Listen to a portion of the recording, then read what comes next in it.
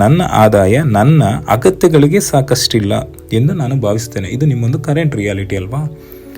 ನನಗೆ ಆದಾಯ ಕಡಿಮೆ ಇದೆ, ನಾನು ಏನು ಮಂತ್ಲಿ ಏನು ಅಗತ್ಯತೆ ಇದೆ ಅದಕ್ಕೆಲ್ಲ ಪೂರೈಸೋಕ್ಕಾಗ್ತಿಲ್ಲ, ಈ ಥರದ್ದೆಲ್ಲ ಥಾಟು ನಿಮ್ಮನ್ನು ಬ್ಲಾಕ್ ಮಾಡಿರುತ್ತೆ. ನಿಮ್ಮೊಂದು ಸಬ್ಕಾನ್ಷಿಯಸಲ್ಲಿ ಆ ಬ್ಲಾಕ್ಸ್ ಇರುತ್ತೆ. ಓಕೆ, ಇಲ್ಲಿ ನೀವು ಯಾವ ರೀತಿ ಚೇಂಜ್ ಮಾಡ್ಕೋಬೇಕು?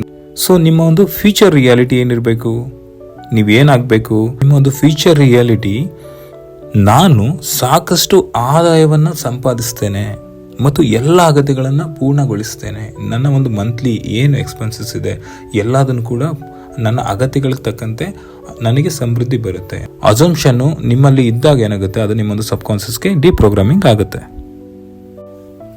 ನೋಡಿ, ನಿಮ್ಮಲ್ಲಿ ತುಂಬ ಜನ ಹಣದ ಬಗ್ಗೆ ತುಂಬ ಚಿಂತಿತರಾಗಿರ್ತೀರ, ಆಂಗ್ಸೈಟಿನ ಹೊಂದಿರ್ತೀರ, ಅದನ್ನು ಅನುಭವಿಸ್ತಾ ಇರ್ತೀರ. ಓಕೆ, ಸೊ ಇಲ್ಲಿ ನೀವು ಹೆಚ್ಚೆಚ್ಚು ಚಿಂತೆನ ಮಾಡ್ತಾ ಏನಾಗುತ್ತೆ, ನಿಮ್ಮ ಒಂದು ಈ ಆಲೋಚನೆಗಳೇನಾಗುತ್ತೆ ರೇಡಿಯೇಟ್ ಆಗ್ತಾನೆ ಇರುತ್ತೆ. ಸೊ ದಟ್ ನೀವು ಅದನ್ನು ಫೇಸ್ ಮಾಡ್ತಾನೆ ಇರ್ತೀರ.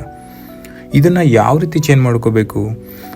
ನಿಮ್ಮೊಂದು ಫ್ಯೂಚರ್ ರಿಯಾಲಿಟಿನ, ನಾನು ನನ್ನ ಶಾಂತಿ, ನಂಬಿಕೆ ಮತ್ತು ಹಣಕಾಸಿನ ಸ್ವಾತಂತ್ರ್ಯದ ಸ್ಥಿತಿಯಲ್ಲಿ ಬದುಕುತ್ತೇನೆ.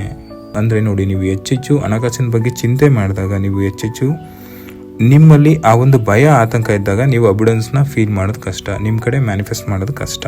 ಆದರೆ ನೀವು ಹೆಚ್ಚೆಚ್ಚು ಶಾಂತಿ ಮತ್ತು ನಂಬಿಕೆಯನ್ನು ಹೊಂದಿದಾಗ ಏನಾಗುತ್ತೆ, ಆ ಒಂದು ಸ್ಥಿತಿನ ಚೇಂಜ್ ಮಾಡ್ಬೋದು.